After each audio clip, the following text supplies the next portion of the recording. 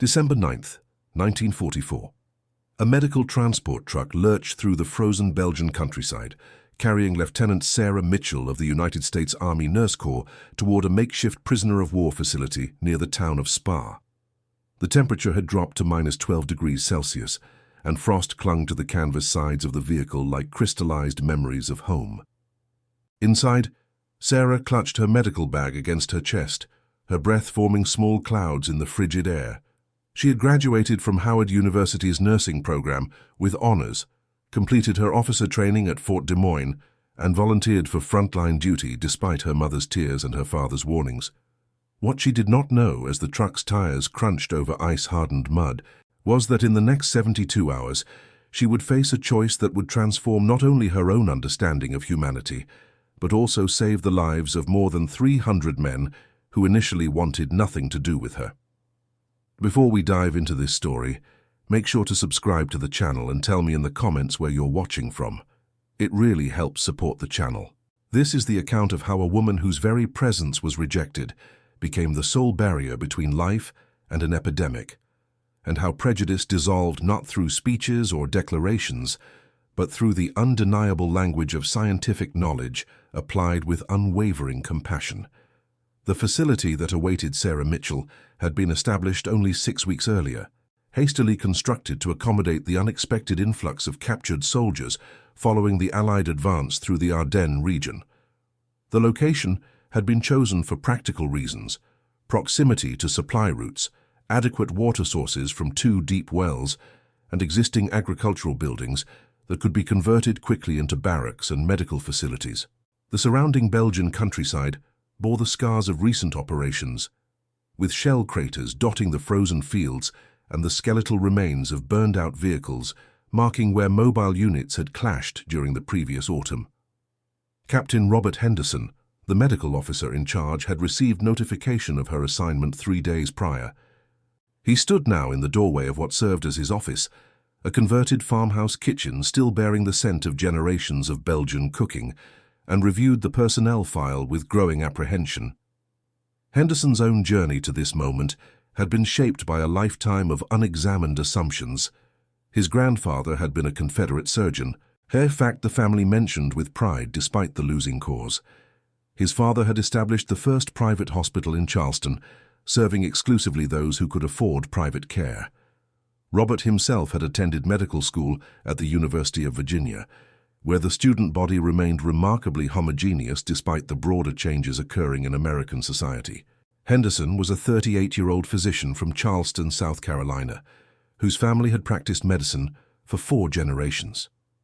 He had never worked alongside a nurse of Sarah's background, and the prospect troubled him in ways he found difficult to articulate even to himself. He told himself his concerns were purely practical, matters of unit cohesion and the comfort of the prisoners under his care. The mental gymnastics required to maintain this self-deception would, in the coming days, become impossible to sustain.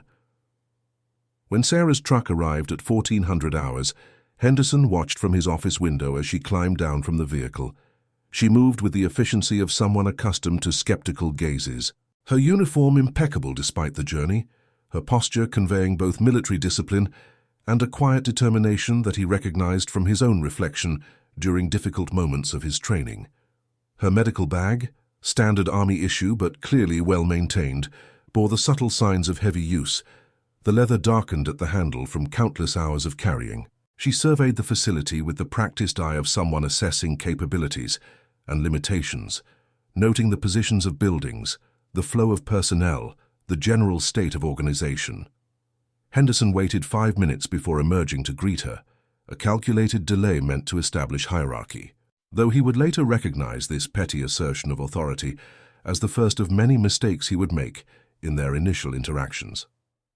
Sarah Mitchell's journey to this frozen Belgian facility had begun 26 years earlier in Philadelphia, where she had been born to parents who understood that education represented the only reliable path to advancement in a society that offered limited alternatives.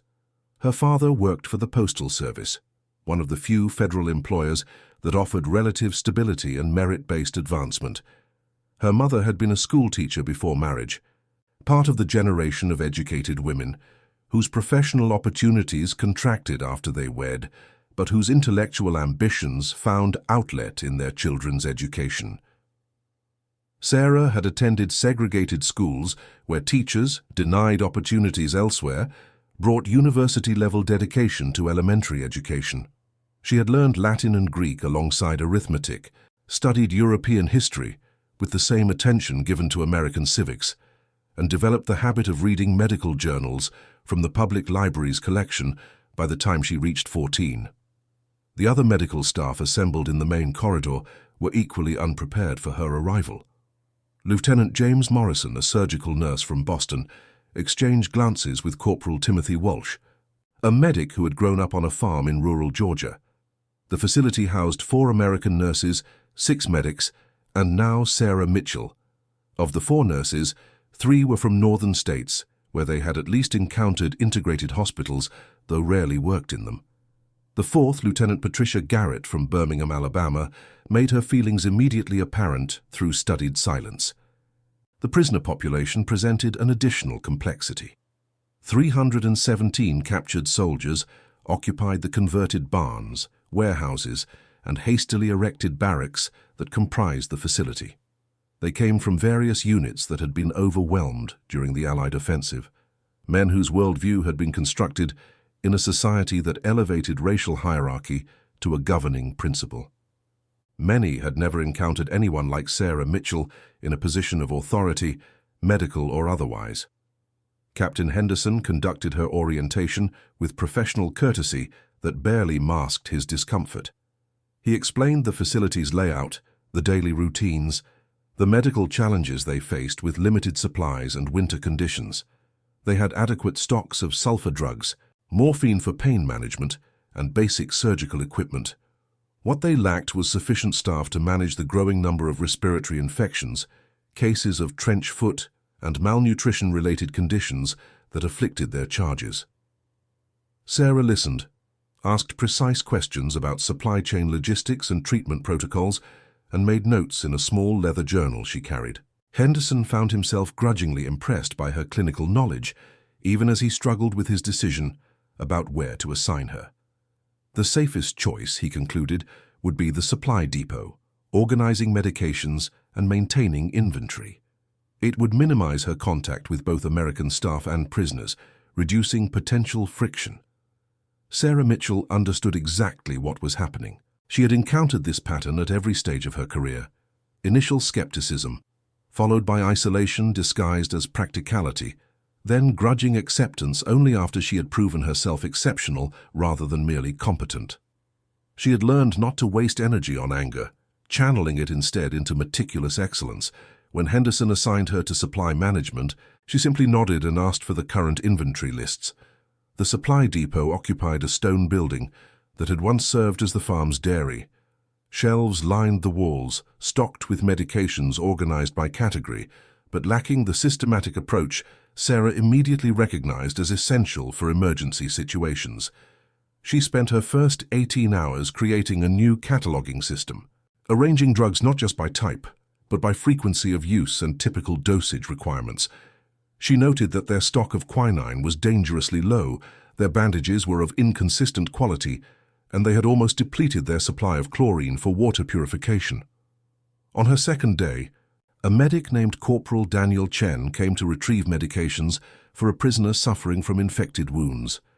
Chen, whose family had immigrated from China 2 generations earlier, recognized in Sarah a kindred spirit navigating similar prejudices. They spoke briefly about medical procedures, and Sarah mentioned her concern about the water purification supplies. Chen's expression darkened. The water situation, he explained quietly, was becoming critical. The facility drew from 2 wells, both of which had been tested and deemed safe when the camp was established. But recent heavy rains had caused flooding in the nearby fields, and Chen worried about contamination. He had mentioned his concerns to Captain Henderson twice, but with so many other urgent matters demanding attention, the issue had been deferred. Sarah filed this information away, instinctively cataloging it as a potential crisis point. Her training at Howard had emphasized public health alongside clinical care, and she understood that epidemiology in confined populations followed predictable patterns. If the water supply became contaminated, the entire facility could face an outbreak within days. The morning of December 12th brought the first sign of trouble. Private First Class Anton Richter, a 23-year-old from Munich who had been captured near Aachen, reported to the medical bay with symptoms of severe gastrointestinal distress. The attending medic, Corporal Walsh, administered fluids and assumed it was an isolated case of food poisoning. Richter had been a clerk in civilian life, working in his father's accounting office, drafted in 1943 when the demand for replacements became desperate.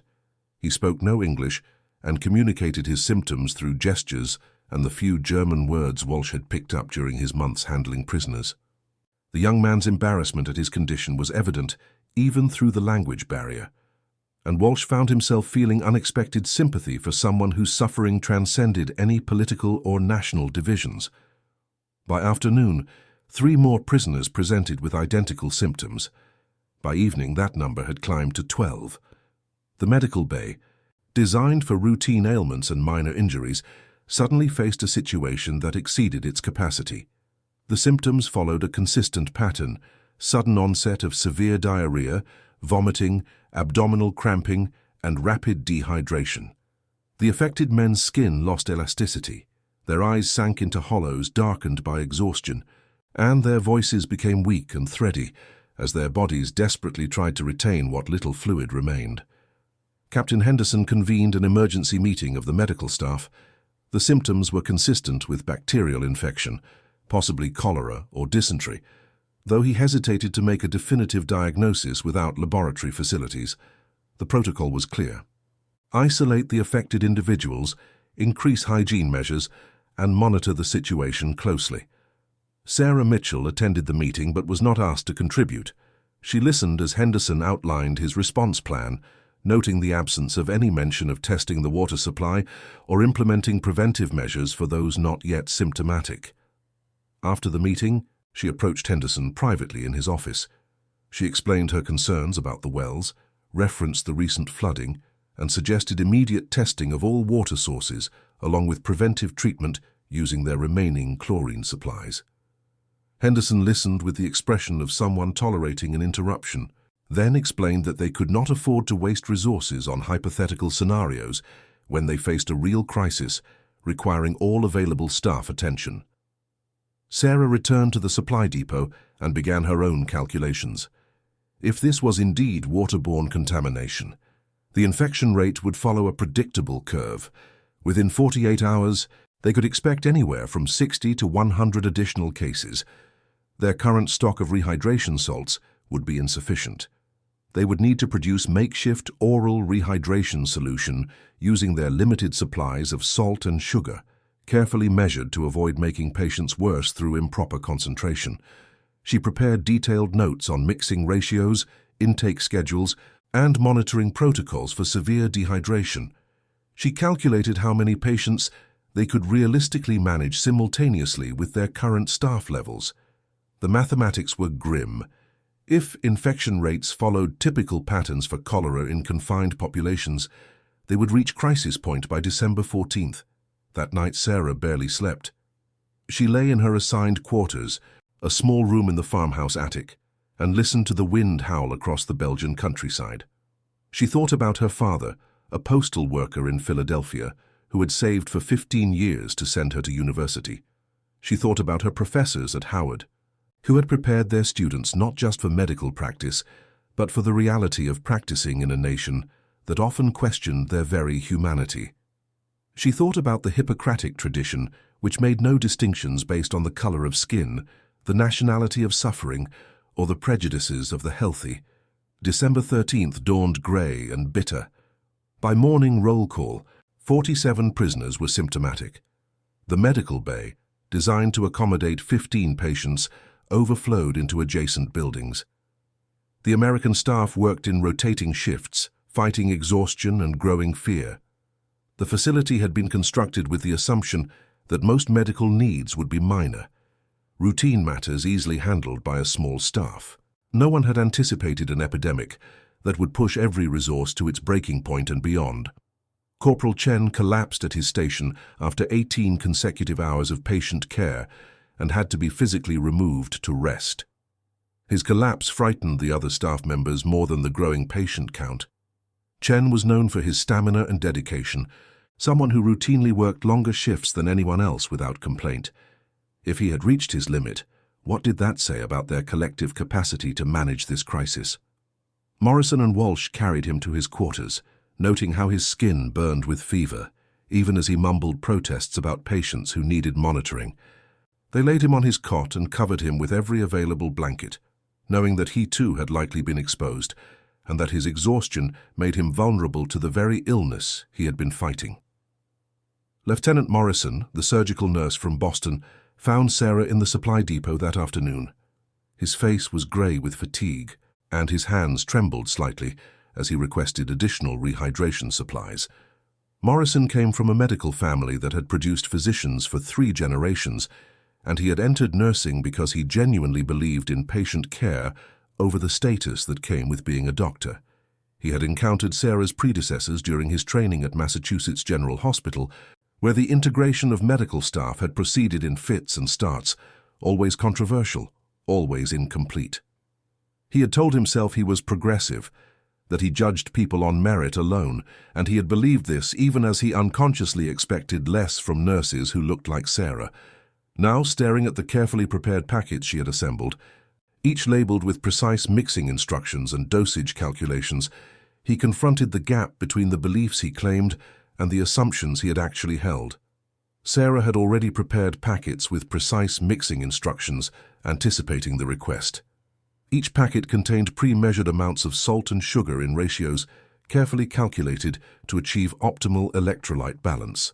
She had prepared them the previous evening, working by lamplight in the cold depot, her fingers stiff from the temperature but moving with practiced efficiency. She had created instruction cards in both English and German, using the medical dictionaries available in the facility's small library. The cards explained not just what to do but why, providing the scientific rationale that would help staff understand the critical nature of proper mixing. Too much salt could worsen dehydration through osmotic imbalance. Too little sugar would fail to facilitate the sodium-glucose transport mechanism that allowed rapid rehydration. The margins for error were narrow, and she had eliminated guesswork by making every measurement explicit. Morrison stared at the prepared materials, then at Sarah. His exhaustion had stripped away the social filters that normally governed such moments, leaving only raw recognition of competence that demanded acknowledgement. "Why did you prepare these?" he asked. "Because the mathematics indicated you would need them today," Sarah replied simply. "The infection rate follows predictable curves when you understand the transmission vectors and incubation periods.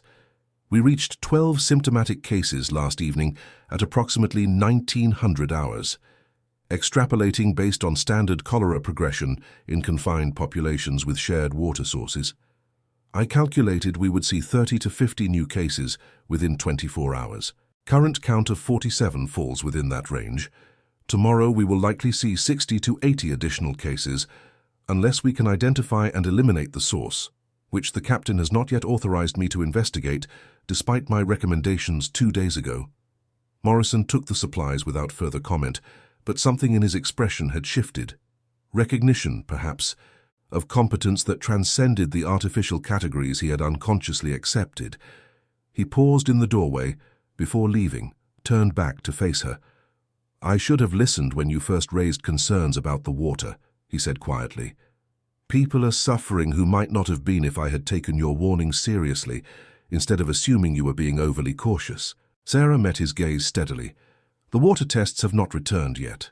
We do not know definitively that contamination is the source, though all evidence points in that direction.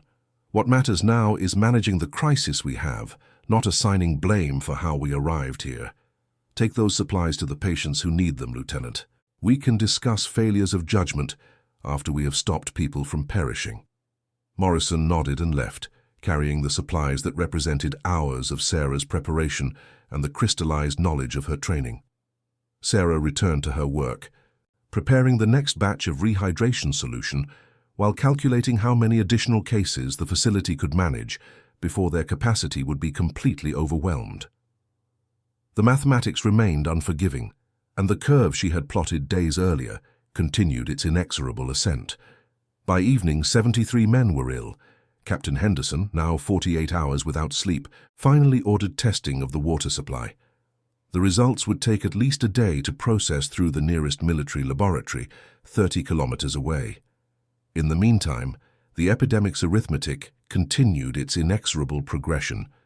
The prisoners themselves experienced the crisis through multiple layers of confusion and fear.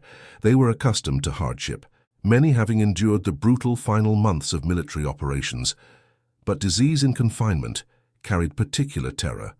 Rumors spread through the barracks, whispered theories about deliberate poisoning or biological warfare.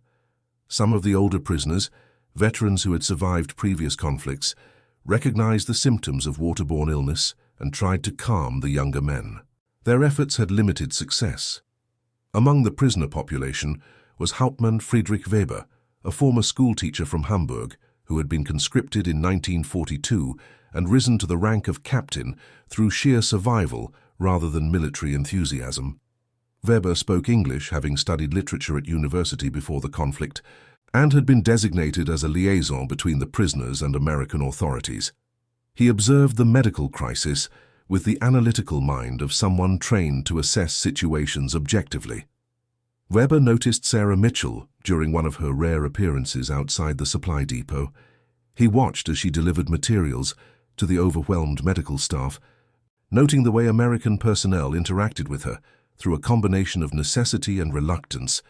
He had been educated in a system that taught racial hierarchies as scientific fact, yet his literature studies had also exposed him to writers who questioned such certainties. The dissonance troubled him in ways he found difficult to articulate. On the morning of December 14th, the situation reached critical mass. 119 prisoners showed active symptoms. 3 had deteriorated to critical condition, their bodies racked by dehydration despite the staff's best efforts. The critical cases occupied a separate corner of the main medical building, where Morrison and Walsh maintained constant watch, monitoring vital signs and adjusting fluid intake in desperate attempts to stabilize men whose bodies were shutting down from electrolyte imbalance. The American medical personnel were themselves beginning to show signs of illness, whether from exposure or from sheer exhaustion-induced susceptibility. 2 medics had developed mild symptoms, forcing them into isolation, even as their labor was desperately needed elsewhere. The facility's sanitation infrastructure, adequate for normal operations, buckled under epidemic conditions. The latrines, designed for routine use, became sources of further contamination, as the volume of waste overwhelmed the simple pit systems. The smell alone would have been unbearable under normal circumstances, but the medical staff had long since learned to ignore such sensory assaults in favor of focusing on more immediate medical concerns. Still, the deteriorating sanitary conditions represented another vector for disease spread, another variable in the already complex equation of epidemic management. Captain Henderson faced the mathematics that Sarah had calculated 2 days earlier. They were overwhelmed. With current staff levels and resources, they could not adequately care for the sick while also preventing disease spread to the healthy population. He had tried every conventional approach, had followed protocols learned during his medical training, had consulted with the regional medical command through radio communications that crackled with static and delay. Nothing had arrested the epidemic's progression. The mathematics remained implacable, and the curve Sarah had predicted with such precision continued to climb toward catastrophe. He needed solutions, and he needed them immediately.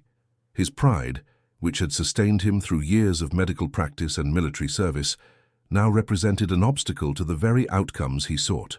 He could continue insisting on conventional hierarchies and established procedures, watching men perish while maintaining the comfort of familiar prejudices. Or he could acknowledge what the evidence had been screaming for 3 days, that Lieutenant Sarah Mitchell possessed expertise that exceeded his own in epidemic management, and that accessing that expertise required setting aside assumptions that had shaped his entire worldview. He found Sarah in the supply depot, where she was preparing additional batches of oral rehydration solution. Henderson stood in the doorway for a long moment, pride and necessity waging war across his features. When he finally spoke, his voice carried the roughness of someone admitting defeat. "Lieutenant Mitchell," he said, "I need your assessment of our situation and your recommendations for crisis management." Sarah looked up from her work, meeting his gaze steadily. She had waited 3 days for this moment. 3 days during which men had suffered unnecessarily because protocol and prejudice had taken precedence over practical expertise. She could have responded with anger, could have made him acknowledge explicitly what his request implicitly conceded. Instead, she simply nodded and began to explain what needed to be done. First, she said, "We must assume all water sources are contaminated until proven otherwise. Every drop consumed must be boiled for a minimum of 10 minutes. This applies to drinking water, cooking water, and water used for cleaning medical equipment." Henderson nodded, making notes on a clipboard. "Second, we need to implement strict quarantine protocols. The barracks must be divided into zones: symptomatic, exposed but asymptomatic, and unexposed. Movement between zones must be controlled absolutely. Third, we need to increase our rehydration solution production capacity by a factor of 5. I have calculated the necessary quantities based on current infection rates and anticipated progression. We will need to requisition additional salt and sugar from the civilian population if our supplies run short. Fourth, we must begin a comprehensive sanitation program. All waste must be handled with extreme care. Hands must be washed with soap and the hottest water available after any patient contact, and all eating utensils must be boiled before use. Fifth, and this is critical, we need to identify and treat anyone showing early symptoms immediately before they progress to critical dehydration. This requires systematic monitoring of the entire population every 6 hours. Henderson listened, his physician's mind recognizing the soundness of each recommendation. When Sarah finished, he asked the question that had been inevitable from the moment he sought her advice. "What do you need to implement this plan, Lieutenant?" "Authority," Sarah replied simply. "The staff needs to understand that these protocols are non-negotiable and that I have full medical authority to enforce them. The prisoners need to understand the same, and we need it now, Captain. Every hour we delay, the mathematics become less favorable." Henderson felt the weight of the decision before him. Granting Sarah the authority she requested meant publicly acknowledging her expertise, placing her in a position where she would be giving orders to personnel who had barely acknowledged her existence 3 days earlier. It meant confronting his own prejudices and those of his staff, and potentially those of the prisoners, whose lives depended on cooperation. He thought about the 3 men in critical condition, about Corporal Chen collapsed from exhaustion, about the mathematical progression that would, within another day, make this crisis unmanageable. The decision, when it came, felt less like choice than surrender to necessity. "You have full medical authority for epidemic management," Henderson said formally. "I will inform the staff immediately." The transformation that followed was not instant or magical. When Henderson assembled the American personnel and announced that Lieutenant Mitchell would be directing epidemic response, the silence that followed carried the weight of decades of ingrained assumptions. Lieutenant Garrett from Birmingham asked, with elaborate courtesy, whether the captain had fully considered all implications of this decision. Henderson's response was sharp and unambiguous. "Lieutenant Mitchell is the most qualified person on this staff to manage an epidemic situation. Her orders will be followed precisely and immediately." "Any questions about that?" he asked, meeting each person's gaze in turn. There were no voiced questions, though Morrison and Chen exchanged glances that suggested relief rather than resistance. The greater challenge came with the prisoners. Friedrich Weber had been summoned to serve as translator when Sarah addressed the entire prisoner population. They assembled in the largest barn, those not yet ill standing in rough formation, while the ill lay on cots along the walls. Sarah stood before them, aware that she represented everything their previous education had taught them to dismiss as inferior. She began speaking, and Weber translated, his voice carrying her words with careful precision.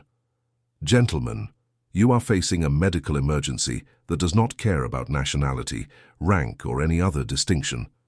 A bacterial infection, likely transmitted through contaminated water, is spreading through this facility. Without proper intervention, statistical models predict that 70% of you will become symptomatic within the next 48 hours. Of those, approximately 15% will reach critical condition. Of those critical cases, without aggressive treatment, mortality rates approach 30%. The mathematics, in other words, predict that within 1 week, without proper intervention, approximately 32 of you will not survive this epidemic. The translated words created ripples of movement through the assembly, murmured conversations in rapid German that Weber did not translate. However, Sarah continued, these outcomes are not inevitable. They are predictions based on uncontrolled disease progression. With proper protocols, which I'm going to explain to you now, we can reduce infection rates by approximately 60% and reduce critical progression by approximately 80%.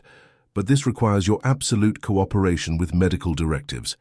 A voice called out from the assembly, and Weber translated the question, "Why should we trust you?"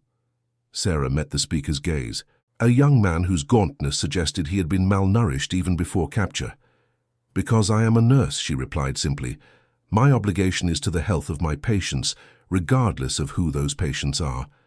Because I have spent the last 3 days preparing for exactly this crisis, while others were too concerned with other matters to listen. And because, quite frankly, you have no alternative. The infection does not consult your preferences before it spreads." Another voice, older and carrying authority. Weber identified the speaker as Oberst Heinrich Krause, the senior-ranking prisoner. "What do you require of us?" the colonel asked through Weber's translation. "Complete adherence to quarantine protocols, systematic hygiene that you will maintain even when you feel it is excessive. Honest reporting of symptoms the moment they appear, not when they become unbearable, and the understanding that some of these measures will be uncomfortable and unfamiliar." Krause studied Sarah for a long moment, then spoke again. Weber translated. "The colonel says that in his experience, good nurses are rarer than good soldiers. He asks if you are a good nurse." Sarah allowed herself a small smile. "I graduated at the top of my class at Howard University, completed advanced training in epidemic management, and volunteered for frontline duty because I believed my skills could save lives. You will have to judge for yourself whether that qualifies as good."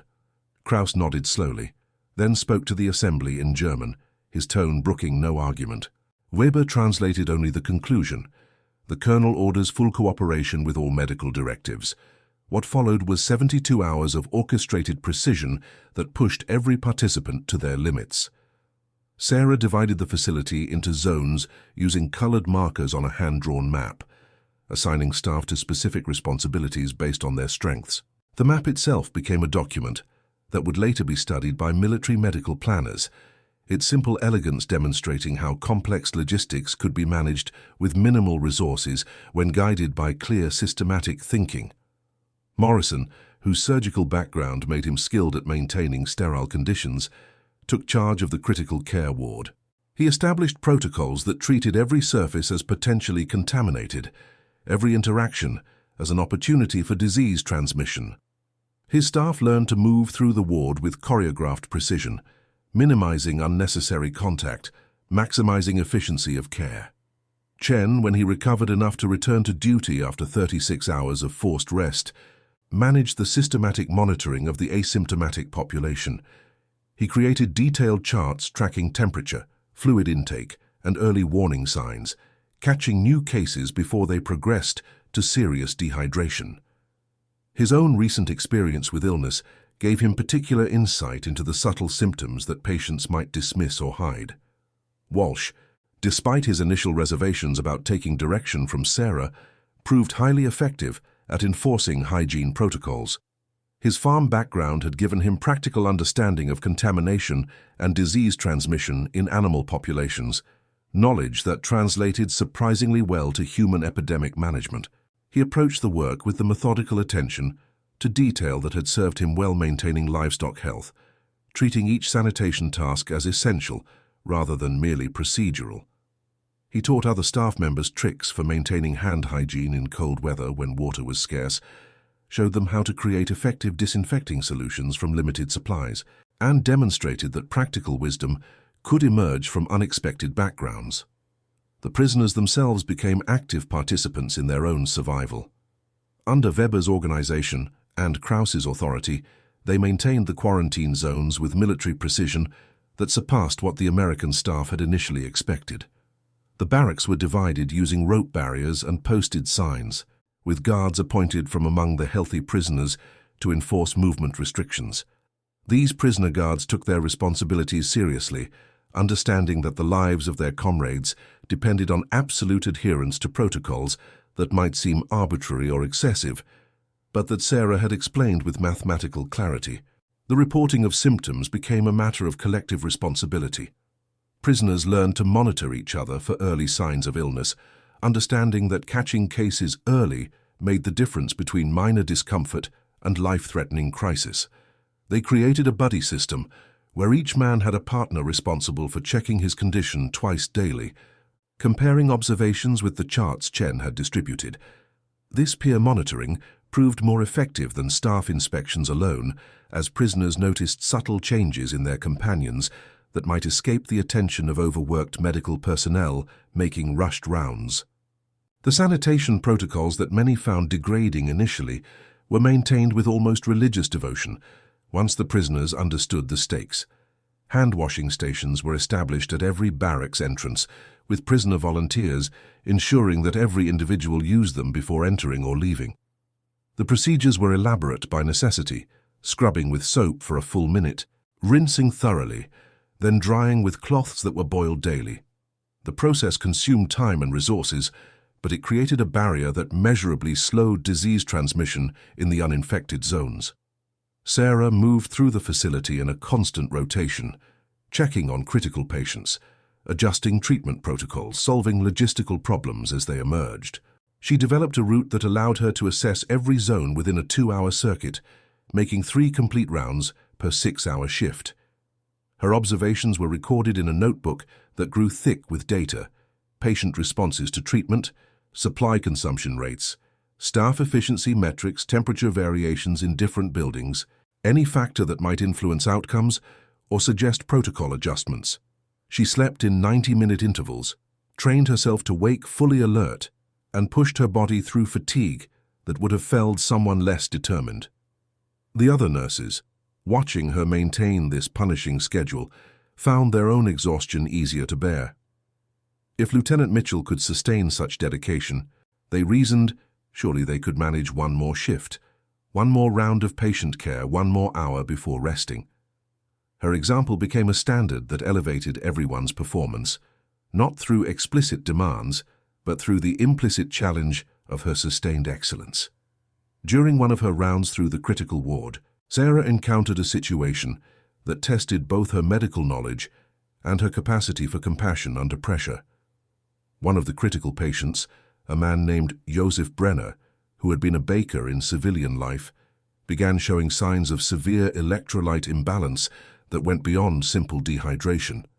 His heart rhythm had become irregular, his muscles twitched uncontrollably, and his mental state deteriorated into confusion despite adequate fluid replacement. Sarah recognized the signs of hypokalemia, dangerously low potassium levels that oral rehydration alone could not correct. The facility's supplies included some potassium supplements, but administering them required careful calculation and constant monitoring to avoid overcorrection that could be equally dangerous.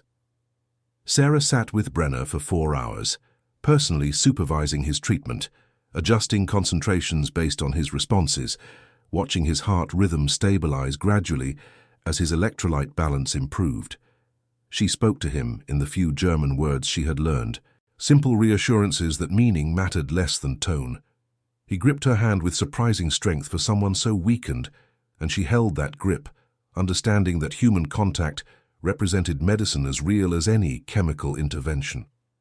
When Brenner finally stabilized and drifted into genuine sleep rather than the troubled unconsciousness that had characterized his previous state, Sarah allowed herself a moment of satisfaction before moving on to the next crisis. Morrison, who had watched the extended intervention, understood that he had witnessed something beyond mere technical competence.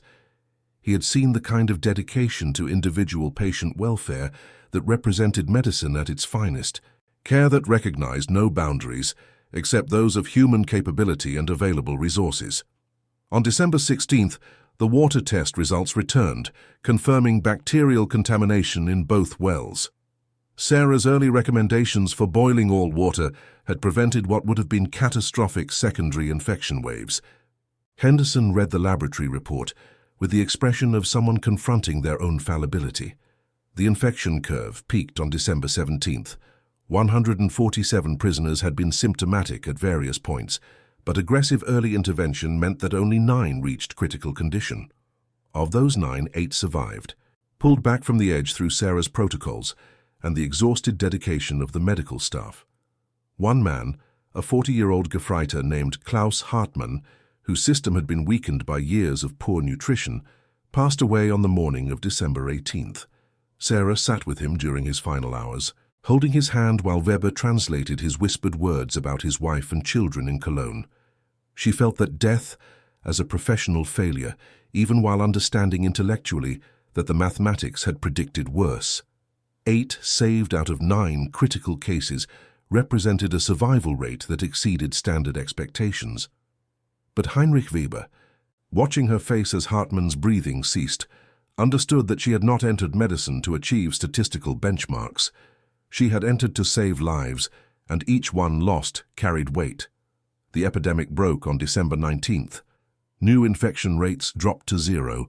The existing cases began recovering as their bodies, supported by proper hydration and care, fought off the bacterial invasion. The facility exhaled collectively, tension giving way to exhaustion and something approaching gratitude. Captain Henderson formally requested that Sarah be recognized for her management of the crisis. He wrote in his official report that her expertise, dedication, and leadership had prevented what could have been a catastrophic loss of life. He recommended her for commendation, though he knew that military bureaucracy often overlooked such contributions when they came from unexpected sources. The American staff's attitude towards Sarah transformed not through dramatic declarations, but through the accumulated weight of demonstrated competence. Morrison began consulting her on cases that fell outside the epidemic, asking her opinion on treatment protocols with genuine respect. Chen, who had recognized her worth from the beginning, became something approaching a friend, sharing meals and conversation when schedules allowed. Even Walsh, whose Georgia upbringing had instilled prejudices he had never questioned, found himself revising assumptions he had thought immutable. Lieutenant Garrett from Birmingham never fully reconciled herself to Sarah's presence, but she maintained professional courtesy that would have been unthinkable 2 weeks earlier. Some transformations, Sarah understood, would require more than a single crisis to complete. The prisoner population's response proved more complex and in some ways more profound. Friedrich Weber sought Sarah out one afternoon as she restocked supplies. He stood in the doorway of the depot, struggling visibly to find words in English for thoughts that challenged his previous certainties. "Lieutenant Mitchell," he began formally. "I was taught in university that certain people were scientifically inferior, incapable of complex thought or advanced achievement. I was taught this as fact, supported by supposed research and data. I believed it, not because I was cruel, but because I trusted the authorities who taught me." He paused, his expression troubled. "You have demonstrated, with undeniable clarity, that what I was taught was not merely wrong but deliberately false. You possess knowledge and skill that saved lives, including mine. As I was exposed, but did not fall ill thanks to your protocols. You showed leadership under pressure that exceeded that of many officers I have served under. And you did so while facing resistance that would have justified bitterness, yet you remained focused solely on your medical duty. Where does this leave me?" he asked quietly. "This fundamental revision of what I thought I understood about the world." Sarah considered his question carefully. "I cannot tell you how to reconcile what you were taught with what you have experienced," she replied. "I can only tell you that I learned long ago not to expect gratitude for doing my job well, not to waste energy on anger about expectations I did not meet, and not to let others' limitations become my own. What you do with your revised understanding is your choice." Weber nodded slowly. "There is a German word, Schadenfreude, that describes pleasure in others' misfortune. I think we need a word for the opposite, for the uncomfortable gratitude that comes when someone you were taught to dismiss as inferior saves your life. If such a word exists, I do not know it, but I feel it. Sarah met his gaze. The word in English is just gratitude. It does not require qualifiers or special categories. It is simply recognition of a debt owed. That debt, Weber said quietly, is acknowledged. Oberst Kraus approached the matter more formally. He requested a meeting with Captain Henderson and insisted, through Weber's translation, that Lieutenant Mitchell be present. In Henderson's office, with its lingering scent of Belgian farm cooking, Kraus stood at attention and delivered a statement that Weber translated with visible emotion. On behalf of the prisoners under my command, the Colonel wishes to express formal gratitude to Lieutenant Mitchell for her medical expertise and dedication, which saved numerous lives and prevented suffering on a scale we can only estimate. He wishes to acknowledge that she performed her duties under circumstances that would have justified less commitment, and that her professionalism reflects the highest standards of the medical profession. He further wishes to apologize for any resistance or disrespect she encountered from those under his command, explaining that men often cling most desperately to false certainties when confronted with evidence of their falsehood. Henderson listened, his own discomfort evident. When Kraus finished, the captain spoke directly to Sarah. The Colonel's gratitude is appropriate and seconded by this command. Your performance during this crisis has been exceptional, Lieutenant. I regret that circumstances prevented me from recognizing your capabilities sooner. It was as close to an apology as Henderson could manage, and Sarah recognized it as such. She nodded acknowledgement, understanding that some men could revise their thinking more easily than they could admit they had been wrong. The facility returned to normal operations over the following weeks, though nothing was quite as it had been before. The epidemic had served as a crucible, burning away some illusions while hardening others. Sarah continued her work with the same quiet competence, but now her recommendations were sought rather than dismissed, her presence accepted rather than merely tolerated. She received letters from home during this period, her mother's careful handwriting describing life in Philadelphia, her father's briefer notes expressing pride he had difficulty articulating directly. She wrote back with careful optimism, describing her work in terms that emphasized professional growth while minimizing the crisis she had managed. Some burdens, she had learned, were better carried privately than shared. In February 1945, Sarah Mitchell was reassigned to a field hospital, supporting the continued Allied advance. Captain Henderson's recommendation for commendation had made its way through channels, and her expertise in epidemic management was needed elsewhere. She packed her belongings with the efficiency of someone accustomed to temporary arrangements, said brief farewells to staff who had become something approaching colleagues, and departed for her next assignment. Friedrich Weber, awaiting eventual repatriation to a Germany that would bear little resemblance to the nation he had left, made a decision that would shape the remainder of his life. He would return to teaching after the conflict, but his curriculum would emphasize critical examination of authority, the dangers of accepting prejudice as fact, and the fundamental humanity that transcended the artificial categories societies constructed. He would never forget the nurse whose competence had demolished his certainties, and he would ensure his students understood that knowledge earned through direct experience held more truth than doctrine imposed through repetition. Oberst Krause survived the war and returned to Hamburg, where he became an advocate for reconciliation and rebuilding. In his private journals discovered after his death in 1978, he wrote extensively about the epidemic and the nurse who had managed it. He described it as a moment of moral clarity in a period otherwise characterized by confusion and compromise, a reminder that individual excellence could emerge from unexpected sources and that human worth could not be determined by the ideological frameworks that had led his generation into catastrophe. Captain Henderson continued his military service until 1948, when he returned to Charleston to join his family's practice. He became known as a physician who insisted on treating all patients regardless of background, a stance that cost him some clients but earned him the respect of colleagues who recognized the evolution such a position represented for someone of his background.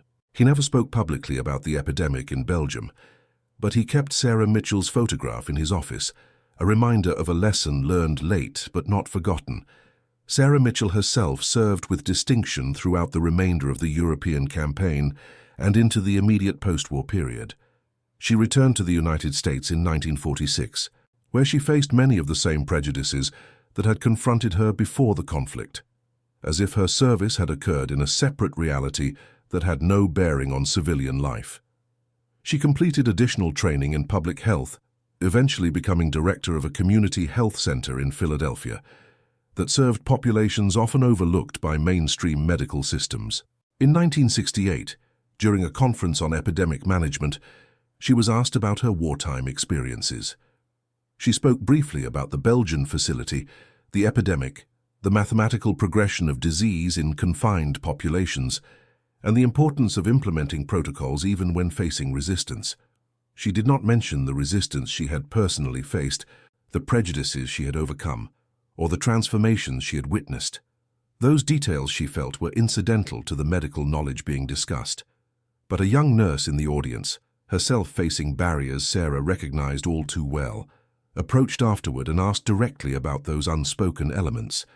Sarah studied the young woman, seeing in her expression the same determination that had sustained Sarah through countless obstacles. "You will face resistance that has nothing to do with your competence," Sarah said quietly. "You will be judged by standards others do not face and found wanting even when you excel. You will be expected to prove yourself exceptional merely to be accepted as adequate. This is unjust, and you have every right to anger about it. But here is what I learned.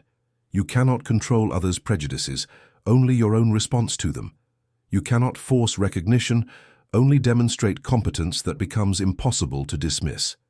You cannot make people acknowledge their errors, only continue working until the evidence overwhelms their resistance. It is not fair, and it should not be necessary, but it is effective." The young nurse nodded, storing this wisdom alongside her medical training, adding it to the accumulated knowledge that would sustain her through her own challenges. The epidemic at the Belgian facility was not unique in the broader context of the conflict. Other camps faced similar crises. Other medical personnel managed similar emergencies. What made this particular crisis significant was not its medical details, but its human dimensions, the way it stripped away comfortable prejudices and forced recognition of competence that ideology had declared impossible.